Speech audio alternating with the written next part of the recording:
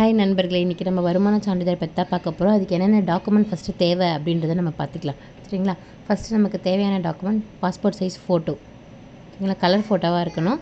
Next ஏதாவது ஒரு address, any address proof அப்படின்னு பார்த்திங்கன்னா Aadhaar card and family ration card important. Income சர்டிஃபிகேட்டை பொறுத்த வரைக்கும் இது மூணுமே first important.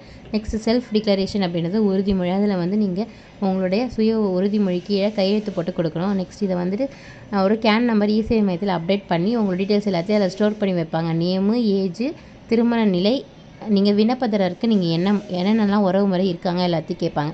Photo, Aadhaar card, ration card compulsory எடுத்துகிட்டு போனோம். மூணுமே கண்டிப்பாக எடுத்துகிட்டு போய் டாக்குமெண்ட் கொடுக்கணும். கொடுத்தீங்க அப்படின்னா உங்களுக்கு சர்டிஃபிகேட் 3 to 4 டேஸ் தான் மேக்ஸிமம் உங்களுக்கு கைக்கு வந்துடும். நான் இப்போ காமிக்கிற மாதிரி தான் உங்களுக்கு வருமான சான்றிதழ் வரும். அதில் பார்த்தீங்கன்னா நீங்கள் முக்கியமாக நோட் பண்ண வேண்டியது என்ன அப்படின்னு பார்த்தீங்கன்னா சிக்னேச்சர். அந்த சிக்னேச்சர் எப்பயுமே உங்களுக்கு அந்த டிக் மார்க் காமிக்கிற மாதிரி தான் இருக்கும். ஓகேங்களா?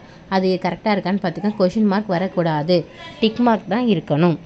அதை ஒரு வாட்டிக்கு 2 வாட்டி மென்ஷன் பண்ணிக்கோங்க. அதே மாதிரி அதில் ஒரு லோகோ கொடுத்துருப்பாங்க, அதை பார்த்துக்கோங்க. நெக்ஸ்ட்டு பாஸ்போர்ட் சைஸ் ஃபோட்டோ கொடுத்துருப்பாங்க, அது எல்லாமே கரெக்டாக இருக்கான்னு செக் பண்ணிவிட்டு கடைசியாக நீங்கள் செக் பண்ண வேண்டியது என்னென்னு பார்த்தீங்கன்னா அந்த செல்லுபடி ஆகும் காலம்னு ஒரு ஆப்ஷன் இருக்குது பார்த்தீங்களா?